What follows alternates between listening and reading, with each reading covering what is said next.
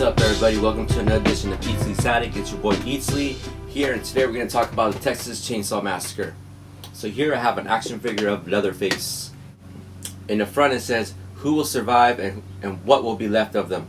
The Texas Chainsaw Massacre, America's most bizarre and brutal crimes. What happened is true. Now the motion picture that's just as real." So this didn't really happen, but they market it as if though it did. It is based off of Ed, the cannibalism and the using body parts as furniture and stuff like that. Kind of real bizarre, but it didn't actually happen. Here, let me open this up. There he is, Leatherface. In the back it says, "This is the tragic tale of 5 young friends who venture into rural Texas. One hot afternoon, they become victims in one of the most brutal and bizarre crimes in Travis County history. Many of them meet a horrific end at the hands of the murderous, lunatic Leatherface in what comes to be known as the Texas Chainsaw Massacre." And in the back you see Leatherface. You see him wielding his weapons. The front has that one scene where he hooks a girl up. Get it? He hooks her up because it's a hook and he. Anyways,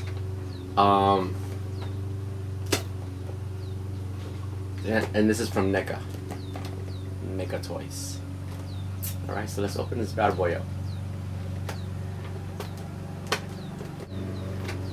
Just so you know, the background noise is a lawnmower, not a chainsaw. Don't be scared or don't be alarmed.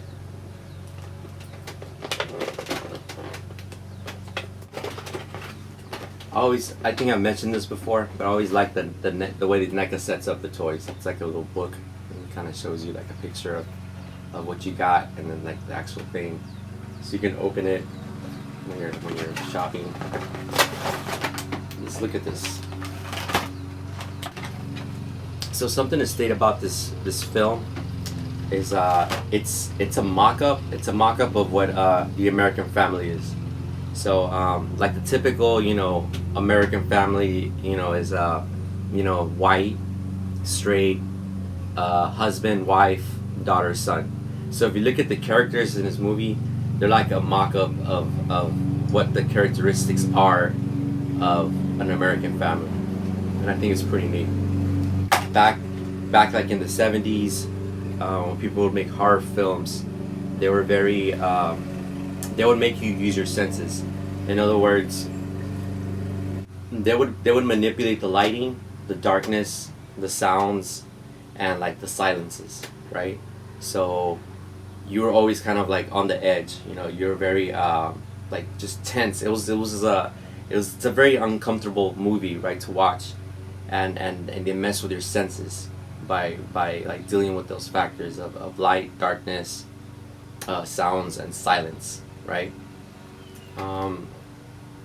The close-ups too, and they would have like these very odd shots, right, for close-ups. It was a very interesting film. I recommend it if you're like a horror fan. To watch the Texas Chainsaw Massacre. This is one of the like I said, this is one of the classics. Nowadays, I think films are there's just too much given to you. You don't use your imagination. It shows you up front, what's going on. When there's a jump scare or something, they already have the music tuned up, or the visuals getting ready for you to prepare for that jump. But like films like these didn't. They just kind of happen, right? Alright, so here's Leatherface. There he is right there. Real spooky looking. You see his apron full of blood, right? He's got a bracelet of their bones. And here's his spooky face. His spooky Leatherface. The face he stole from somebody else. And he put it on his own face for a mask, right? Here's an interchangeable head of another face he stole. Real gross. Here's the hook that he picks up one of the girls and just kind of lands her on there.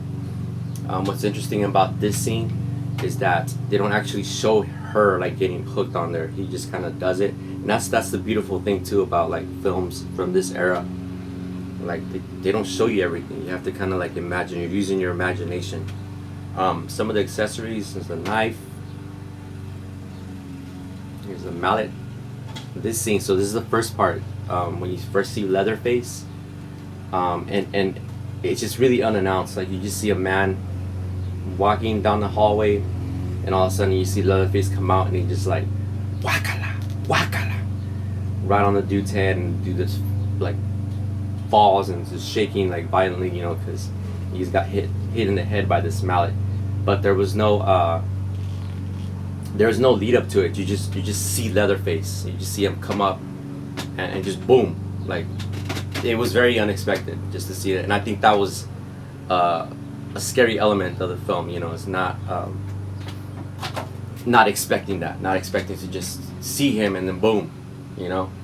So that's, you know, those are some of the things that I like. Here's a butcher knife, the mallet. Oh, and here's the chainsaw. Ooh, and it's like all red with blood, you know, red paint on there. So then look at Leatherface. And you know, the traditional NECA articulation, right? Torso, elbows, arms, wrist, and just the detail, you know, like in any NECA figure is on point. It's on point. So his left hand is set up to where he can hold the chainsaw, right? Whoa, just knocked off his hand. I just chopped off your hand. That's what you get for doing that to everybody else. Are you serious? I think did I break it?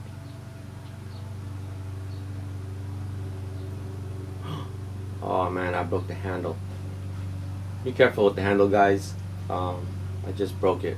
I just broke the chainsaw. I can still make it work though. Well, that's disappointing. I think if I just connect this.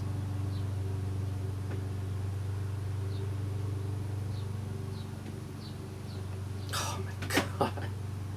Totally just broke the chainsaw. Oh man. Okay, well. Yeah, be careful with the chainsaw. Like the handle's very sensitive. Or I'm just too strong. So if you look closely, you can see the details in the face, like the stitches that he uses for his mask. You can see all the blood splatter on his apron. He has blood on his arms too, or they could be scratch marks for like his victims trying to escape, I suppose. He's got his pants and his boots, his Texas boots. You know, very very good detail in the shirt. You can tell that it's like dirty and sweaty. He's over here wearing a tie because he's a professional butcher, right? I'm so upset that I broke this chainsaw. This is like his thing. He's the Texas Chainsaw Massacre, and I broke like his championship belt, man. Urgh. Dang it. I want to dedicate this episode of Itzli's Attic to my friend Larry Garza. This is his shirt. Larry Garza. Larry. Right now he's fighting cancer. He's been fighting cancer for the past few years, and you know, he's a good friend of mine. He's a brother. Love you, Larry. I wanna thank you for, you know, always including me. Larry and I go back to our college years. We used to go to San Antonio College together, and we were in the same program, radio, television, and film, or radio, television, and broadcasting, however you want to call it. And I remember, you know, I'm a very shy person, so, you know, even in college I didn't have like a lot of friends, but he would always include me in all the projects. He would always say, "Hey man, you want to work with us?" I'm like, "Okay." And there's a VHS tape or two of floating around of projects that we worked together on. and you know, and it's part of that whole horror genre. So, you know, I appreciate you, Larry. Thank you so much for always including me. And that's the type of person Larry is. If you don't know who Larry Garza is, check out his YouTube. He's hilarious. He's a comedian here in San Antonio.